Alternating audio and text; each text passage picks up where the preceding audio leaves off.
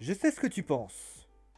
Quand tu as vu ma tête, tu t'es posé, tu t'es forcément, tu as donné cet avis. Tu t'es dit, le mec il va râler. Le mec il va casser les couilles. Le mec il va encore râler, il va encore se plaindre, il va encore dire plein de choses. Il va encore dire qu'il a pas aimé le show. Il va encore dire qu'il y avait ci. Il a encore dit que ça va être ça. Bah, en fait, oui, c'est ce qui va se passer. Alors, sache pour ton information personnelle que c'est plus fatigant pour moi de râler que de ne pas râler. Parce que moi, quand je râle pas, ce qui est déjà arrivé pas trop souvent quand c'était Raw, et ben finalement, je me sens mieux. J'ai moins besoin de m'énerver. J'ai moins besoin de râler. J'ai moins besoin de toujours trouver des circonstances pour je ne sais quoi faire je ne sais qui. Eh oui, monsieur, il aime pas trop râler. C'est comme ça. Des fois, il y en a qui aiment râler, il y en a qui aiment pas râler. Mais moi, j'aime pas râler. Hein. Dans ma vie, je me lève pas le matin en me disant allez, je vais râler. Alors que c'est humain. Hein. Le français, et même le monde entier, sont des râleurs de service. Mais vous allez voir que ce show de Raw, eh bien, il était sans doute, sur les faits, on peut se dire que c'est quelque chose d'intéressant. Mais en fait, il y a plein de choses qui ne vont pas.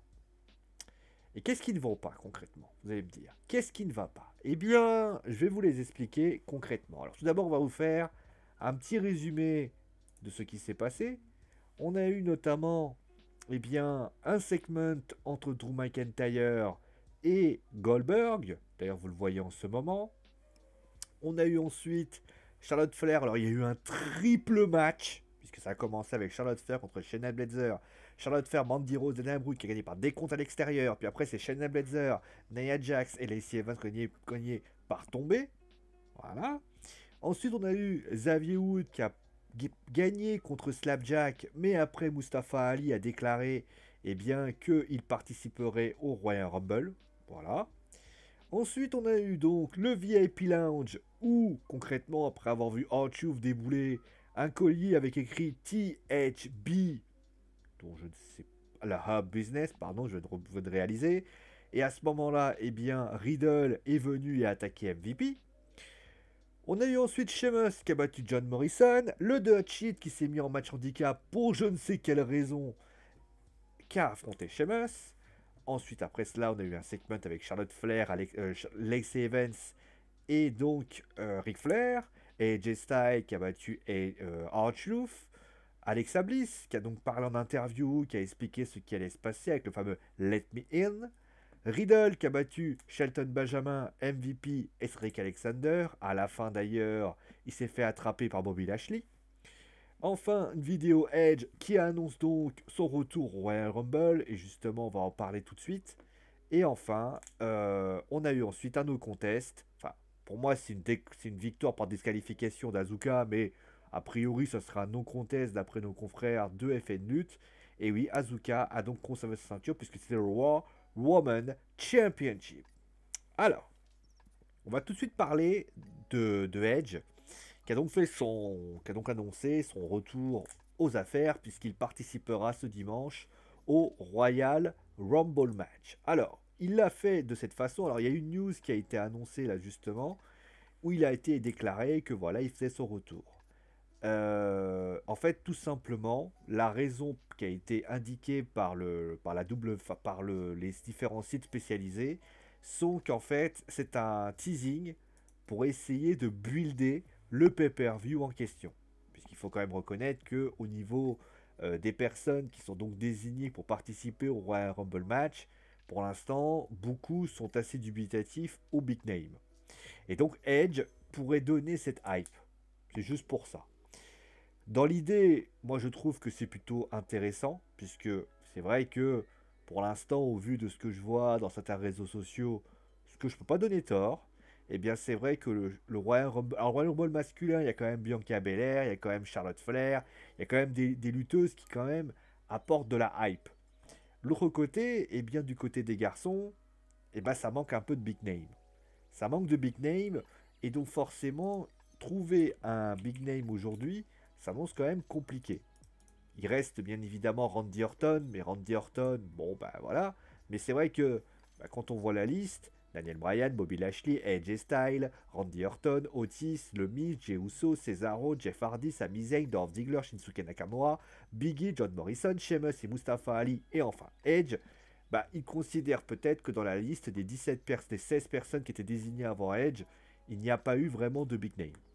Ce qui est faux d'un côté, puisque Daniel Bryan, Randy Orton, donc il y a Daniel Bryan, Randy Orton, sont quand même présents. AJ Styles est quand même un excellent lutteur, mais c'est vrai qu'en termes de hype, Daniel Bryan est un peu en creux de la vague, AJ est un peu en creux de la vague, et il n'y a que Randy Orton qui peut-être est au-dessus de cette vague, concrètement. Mais lui, il est en rivalité avec le Fiend, a priori, donc forcément, ça peut être une réalité.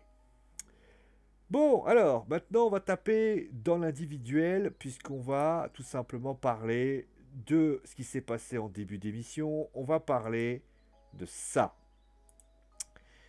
Alors, certains ont sans doute aimé. Tant mieux pour vous. Tant mieux pour vous. Moi, je vais vous dire la vérité. Vous avez aimé.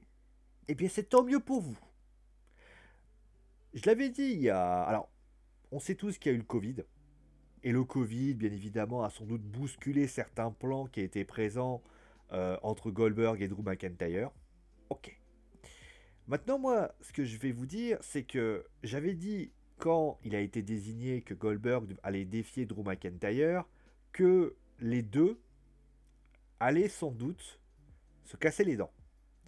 Et le truc, c'est que quand je vois cette image, mais également ce qui a été proposé, j'en suis à me demander, est-ce que la WWE n'a... Enfin, en fait, la WWE n'a-t-il pas de cartouche pour faire quelque chose de classe? Je m'explique. Drew McIntyre est le champion de la WWE. Mais pour builder quelque chose, ils ont dit, on va tout mettre dans ce show-là, en désignant tout simplement qu'en un jour, on va hyper les choses.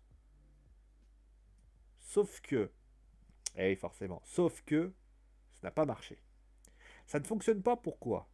Parce que, clairement, tu ne peux pas hyper quelque chose en une semaine. Alors, ils ont essayé de faire quelque chose la semaine dernière. Ils ont mis le Miz et John Morrison. Le problème, c'est que le Miz et John Morrison, certes, il y a une mallette du Mr. Money in the Bank, mais au final, cette mallette, je trouve qu'elle n'a pas d'utilité, en fait. Parce que le Miz est dans le Royal Rumble match. Ah oui, alors, il peut intervenir. D'accord, très bien. Mais en fait, la hype qui s'est passée avec le Miz, on peut prendre la même chose que ce qui s'est passé avec AJ et notamment Drew McIntyre à TLC. Ça veut dire qu'on a un remake de ce qui s'est passé. C'est-à-dire que s'il cache sa mallette, en fait on dira, bah ouais, mais il a caché sa mallette comme la dernière fois. Donc au final, je suis au regret de le dire, que ça n'apporte rien. En plus, de vous à moi, Drew McIntyre et Goldberg, au moins à la limite Drew McIntyre était positif au Covid-19, mais je doute fort que Goldberg l'était. Pourquoi Goldberg n'est-il pas venu? N'a-t-il pas essayé de hyper ce match lui-même? Il ne l'a pas fait parce que tout simplement, il n'en a rien à foutre. Il est là parce que, à un moment donné, il y a un côté, pas forcément financier, mais il y a un côté star power qui est un présent. Et Goldberg ne peut pas... Enfin, encore une fois, Goldberg, avec toute la hype qu'il a, on est tous d'accord que Goldberg va attirer des fans de la WWE. Mais, pardon, il ne va pas attirer forcément que des bons fans. Alors quand je dis des bons fans, c'est quoi? C'est des gens qui ne veulent pas voir Goldberg au Royal Rumble match. Ils veulent voir par exemple un mec comme Sheamus. On parle beaucoup de lui. On parle beaucoup également, par exemple, de lutteurs comme Riddle. Des lutteurs comme, par exemple, je parle de Sheamus, de Shinsuke, pas de Shinsuke, mais par exemple de Jeff Hardy. Alors son nom est parfois revenu, mais de Bobby Lashley. Goldberg prend la place de ces personnes, à la manière d'un Lesnar quand il était là. Donc concrètement, là les choses sont quand même compliquées. Et quand on essaie de m'expliquer que Goldberg était une évidence pour un tel pay-per-view, en fait tu es en train de dire aux autres qui pouvaient attendre leur tour, à AJ Styles, à Bobby Lashley, à Cedric Alexander, à Riddle, et à toutes ces personnes, tu es en train de leur dire, les gars, en fait vous n'êtes pas à la hauteur pour un pay-per-view aussi grand. Alors qu'en général, le pay-per-view du Royal Rumble, regardez bien chaque année, c'est souvent un challenger qu'on ne s'y attend pas. L'année dernière, on a eu Finn Balor. Et il y a 2 ans, on avait eu, je crois, un autre lutteur assez... C'est toujours un peu surprenant, le Royal Rumble. Parce que justement, on se dit, on va essayer de faire quelque chose de sympa. Là, tu tombes sur une... Alors, encore une fois, c'est surprenant. Mais je suis pas certain que ce soit dans le bon sens du terme. Et le truc, c'est que tout miser sur les 2 Royal Rumble match, c'est risqué. Parce que, on le sait tous, le Royal Rumble match, c'est un peu une loterie. Et si tu n'as pas la hype qu'il faut, ça peut vite mal finir. Clairement. On verra comment ça va se passer, et justement par rapport à ça, mais moi je suis pas confiant du tout dans ce Royal Rumble, qui lance quand même la route vers WrestleMania, on le rappelle, hein, par rapport à ça. Ensuite, on a eu ça. Donc, alors, comment vous expliquer? Alors, les 3 matchs, parce qu'il y en a eu 3, n'étaient pas dégueulasses. Loin de là. J'ai envie de te dire que c'était plutôt un bon match. J'ai toujours cette idée. Alors, je vais nuancer le fait que Charlotte soit pas avec Asuka. Pour la simple et bonne raison que j'estime. Mais il faut nous l'expliquer. Ça te coûte quoi d'avoir un petit segment de coulisses où tu as... Parce que le problème de cette équipe, championne par équipe féminine de la WWE, c'est qu'Asuka et Charlotte, ils sont là en fonction du vent. Ben non les mecs. Expliquez-nous. Tu fais un petit segment là à ce moment-là en disant, écoute, je sais que tu es en rivalité avec Alexa. Bon, tu as un match.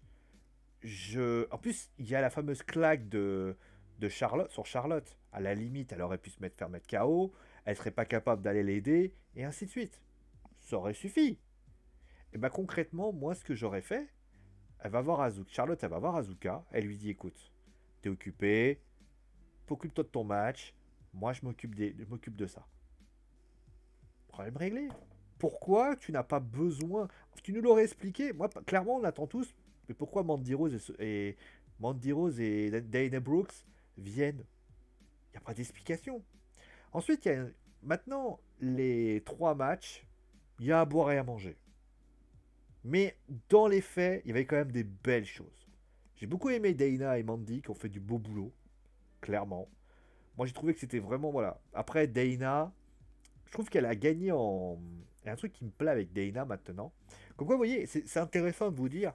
Je vous rappelle quand même mon avis sur Dana il y a quelques mois. Vous voyez, comme quoi, vous savez, je suis pas fermé aux idées. Dana, je l'ai dit, c'était une lutteuse, encore un peu moyenne, etc. Et bah Dana, aujourd'hui, je suis en train de me dire, ah, c'est pas mal. Et bah, elle a tenté des choses intéressantes. Ça reste encore à peaufiner, mais il y a du boulot. Il y a du boulot qu'elle fait, elle bosse, c'est une bonne bosseuse, mais elle a encore besoin d'hyper. Ça va venir, parce que je trouve qu'elle a quand même une bonne agilité, une bonne technique. Après, moi, si j'ai un défaut à lui donner, c'est va pas t'emballer en fait. Respire un bon coup et tu vas voir que t'es prise par son tout seul. Voilà, c'est mon petit avis après. Hein, voilà. Mandy, c'était un peu moins bon. Tu sens que c'est décousu, Mandy. Maintenant, bon, Naya, ça reste du Naya. Shayna, ça reste du Charlotte. Charlotte, ça reste du Charlotte. Lacey, ça reste de Lacey. Bon, voilà. Maintenant, moi, j'ai un problème avec ce match. Enfin, ces matchs. J'ai un énorme problème. Un énorme, énorme problème. D'ailleurs, c'est le même problème que celui-là.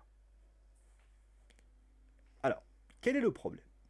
On m'explique, à tort ou à raison, on m'explique que, eh bien, il va y avoir plusieurs matchs d'affilée. D'ailleurs, je tiens à le signaler, il y a eu ça sur 3 matchs. Ce match, donc le match d'avant, ce match-là, et ensuite ce match-là. C'est-à-dire qu'on a pris une storyline, on va l'appeler comme ça, et on a décidé de la prendre et de l'étirer pour en faire un truc long. Moi j'appelle ça une technique de feignasse en fait. J'appelle ça une technique de feignasse mais d'une puissance intersidérale. Pourquoi? Prenons le premier match. Alors on m'a expliqué que pour Shayna, ça a été changé parce que l'arbitre a compté trop vite. Parce que l'arbitre, pour un souci de réalisme, il a été spécifié que, eh bien, comme ça s'était loupé, eh bien, ils ont décidé de recommencer. L'idée est conne. L'idée est conne et je vous l'explique pourquoi. En fait, si tu veux que ça soit un semblant de réalisme, il faut qu'en fait que tu gardes le résultat. Alors je sais ce que tu vas te dire. Ouais, messieurs, s'ils ont pris un show de 3 heures et qu'à un moment donné, durant cette petite période-là, il y avait sans doute Charlotte et etc., on pouvait pas le faire. Peut-être. Je suis totalement d'accord avec toi. Sauf que ça n'est pas aux lutteuses de. En fait, là, c'est un peu comme quand tu joues aux jeux vidéo. Tu te fais tuer par. Tu joues à Mario, par exemple. Tu joues aux jeux vidéo. Tu joues à Mario. Tu perds une vie, tu recommences. Sauf que là, c'est la vraie vie. C'est un live. Enfin, on en parlera après parce qu'il y a des trucs un peu bizarres. C'est ce qu'on appelle non plus ni moins qu'un direct. Tu peux pas aujourd'hui dire ah bah on s'est loupé, et ben on va recommencer. Ça marche pas comme ça. Il faut déjà c'est pas du tout pro. Garde le truc tel que c'est. Garde le truc tel que c'est et à la limite, si tu gardes le truc tel que c'est, eh bien on t'en voudra pas. Parce que là, tu considères qu'en fait tu étires le show, tu étires en fait le show parce que t'as pas d'idée et que tu es obligé de trouver une solution pour étirer ce que tu as à faire, ce qui est pour moi une vaste blague. De plus, que ce soit je parle pour des 3 matchs, hein.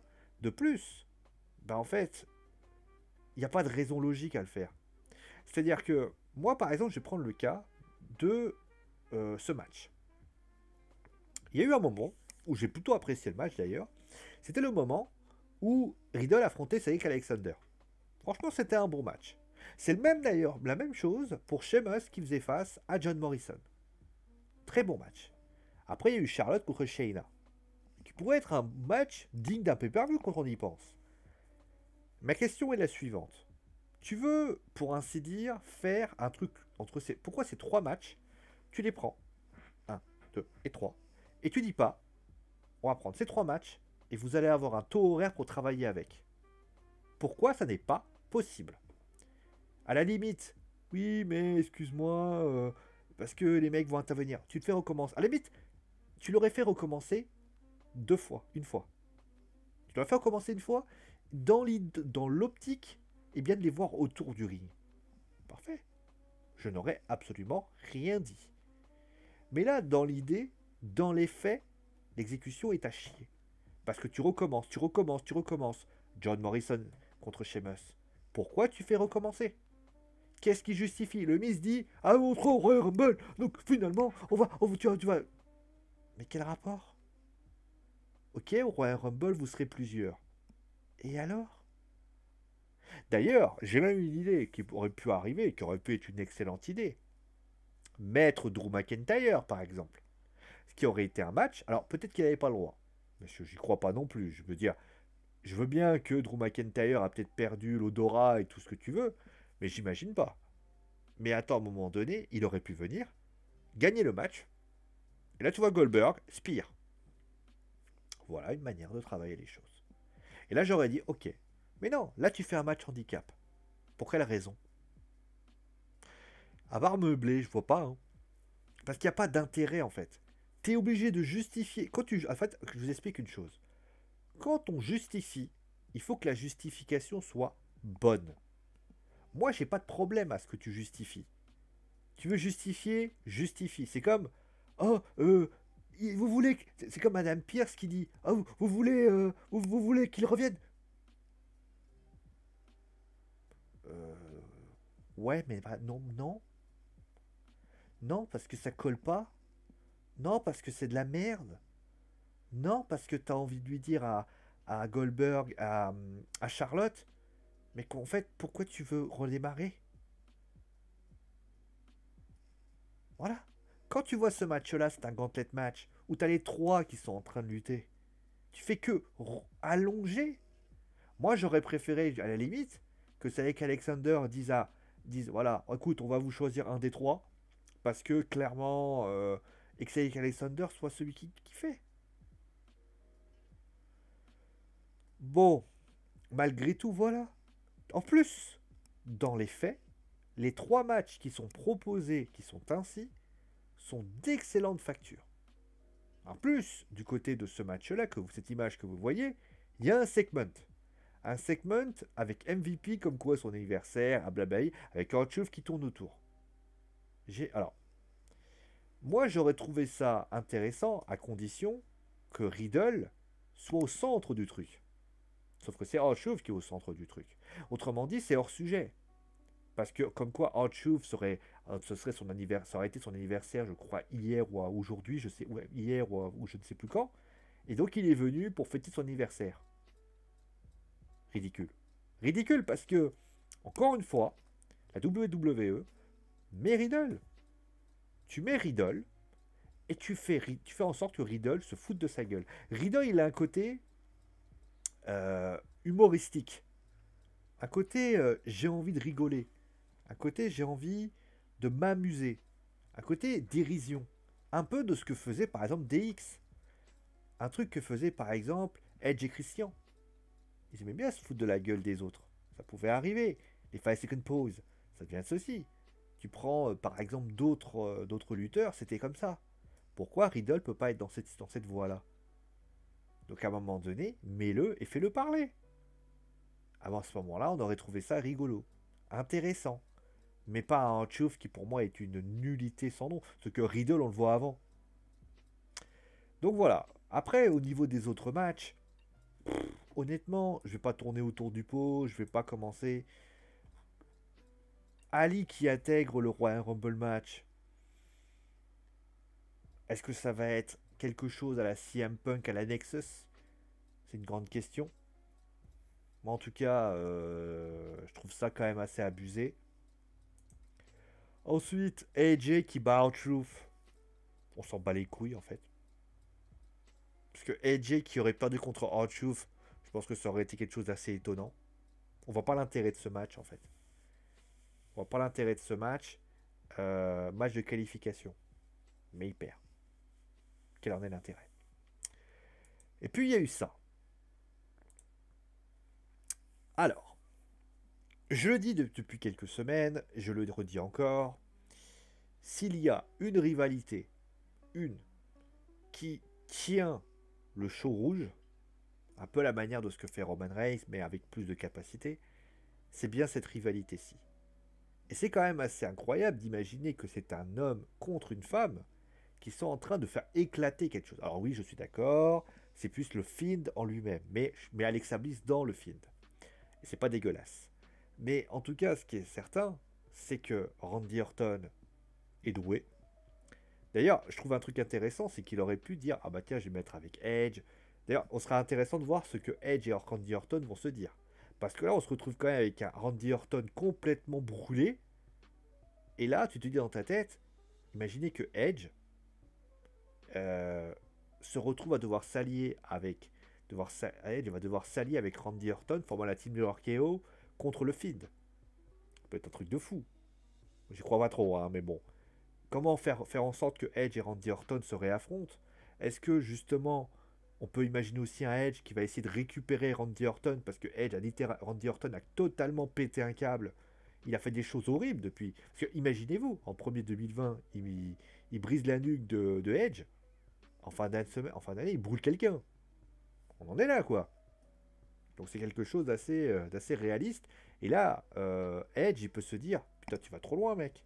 Là, tu as quand même mis un RKO à une femme. Tout aussi taré que c'est. Donc là, ça peut être intéressant. Après la victoire enfin, je voyais voir Alexa Bliss gagner. Parce que ça serait sorti de le feed. Par contre, je sais pas comment elle a fait. Parce que c'est quand même une émission. Je trouve que l'émission est quand même un petit peu en direct. Alors, je pense que l'émission est en direct. J'ai pas vérifié, j'ai pas eu le temps de voir les écrans, etc. Si l'émission est en direct, on va pas se mentir. Alexa, c'est quand même c'est quand même quelqu'un d'incroyable. Parce que réussir à se changer aussi rapidement, c'est quand même du délire. Faut vraiment avoir un sacré coup de main et honnêtement, bravo. Si c'est en enregistré, c'est un peu moins bien, mais en fait, je comprends pourquoi Charlotte Flair n'est pas là en fait. Parce que Asuka, elle est obligée de l'affronter toute seule. Mais encore une fois, pourquoi ne pas utiliser le côté asiatique qui renferme finalement, j'en ai parlé la semaine dernière, des fameux démons japonais. Je vais vous reparler des fameux démons japonais qui existent, les yokai, les fameux yokai qui existent. Et à la limite, elle aurait pu dire, tu es... Quand c'est quelque chose de japonais qui peut être intéressant, et que peut-être que justement Azuka aurait pu aller voir, je sais pas, Alexa Bliss, ou aller voir je ne sais qui en disant, est-ce que tu es une yokai? Là, ça aurait été intéressant. Au lieu de ça, bah non. Donc voilà. Mais en tout cas, honnêtement, Alexa, elle a pris une dimension. Faut pas lui donner le titre. Enfin, lui donner le titre, ça sert à rien. Elle n'a pas besoin du titre, Alexa. Alexa, elle se suffit à elle-même. C'est une sacrée fille et honnêtement, moi, elle m'épate. Elle m'épate parce elle met du cœur dans ce qu'elle fait et ça me plaît beaucoup. Après le reste, Alex Zuka a fait un. Après le match, pour moi, c'est pas réellement un match, donc on peut pas réellement analyser ce qui s'est passé. Enfin, analyser en termes de catchesque, hein. Mais franchement, c'était sympa. Bon, finalement, quel est le bilan du show? Alors, je sais ce que vous vous dites. Au final, est-ce que, malgré tout ça, vous avez vu, j'ai quand même bien défoncé le show, encore une fois. Moi, le mot que je vais utiliser pour ce show, c'est le mot dommage. C'est le mot dommage parce que, en fait, comment vous expliquer? J'ai l'impression que la WWE a voulu tout simplement mettre tout ce qu'il y avait pour réussir. Et je l'ai senti. J'ai senti des officiels qui a vraiment mis ce qu'ils essayaient de faire. Ils se sont dit, on va mettre les bleus paquets pour que le Royal Rumble soit plaisant, etc. Et ça, je l'ai senti. Et je suis à la fois honoré, parce que quand quelqu'un donne tout ce que t'as, ça peut être que bien. Mais je suis à la fois inquiet, parce que ça veut dire que le potentiel qu'ils ont là, ben au final, et ben voilà. Mais surtout, je suis inquiet parce que ça a ressorti le vrai problème. Raw est trop long. Le show de Raw aujourd'hui, si tu as eu, si t'as eu besoin de devoir bloquer, étirer le show, rétrécir le show, c'est qu'à un moment donné, tu ne peux pas faire 3 heures. Un show de 3 heures ne peut pas être fait. Ça a été confirmé. Pourquoi les 3 heures? Pourquoi ils n'y arrivent pas? Ça, à la limite, ça serait trop long à expliquer dans une vidéo. Mais en tout cas, c'est assez révélateur des difficultés qui sont présentes. Voilà. En tout cas, moi, en tout cas, c'est mon opinion. Après, il y en a certains qui vont me dire, mais non, Sio, ils sont capables de faire des trucs de fou, etc. Tant bien vous fasse. Mais je trouve que en 3 heures, le show, il s'essouffle énormément. Et quand tu es obligé de faire 3 fois le même match, 2 fois le même truc, 2 fois le même truc, c'est qu'à un moment donné, t'as pas d'idée, en fait. Tu es obligé de gratter pour trouver des solutions. Et au final, quand tu essayes de te dire que les mecs ont tout donné, lutteurs, officiels, ils ont tout donné, bah c'est peut-être qu'il y a le problème, il vient peut-être là. Parce que sinon, il y a aussi des choix scénaristiques qui sont pas bons. Pourquoi avoir fait 3 matchs? Pourquoi n'avoir pas fait qu'un seul? Fais-en un seul et tu verras que les choses se passeront bien. C'est quand même monnaie courante ces derniers temps à la WWE, surtout à Raw, de vouloir mettre, mettre le paquet en voulant aligner. Fais un match et build-le. Tu peux en faire 14. Enfin voilà. Bon, merci en tout cas d'avoir suivi l'émission. Portez-vous bien et bien évidemment, bah, si vous avez apprécié le show, j'espère que vous dites-moi ce que vous avez pensé en commentaire. Moi en tout cas, le show, c'est le mot dommage. Voilà. Merci à vous tous de la solution, portez-vous bien et ciao les amis.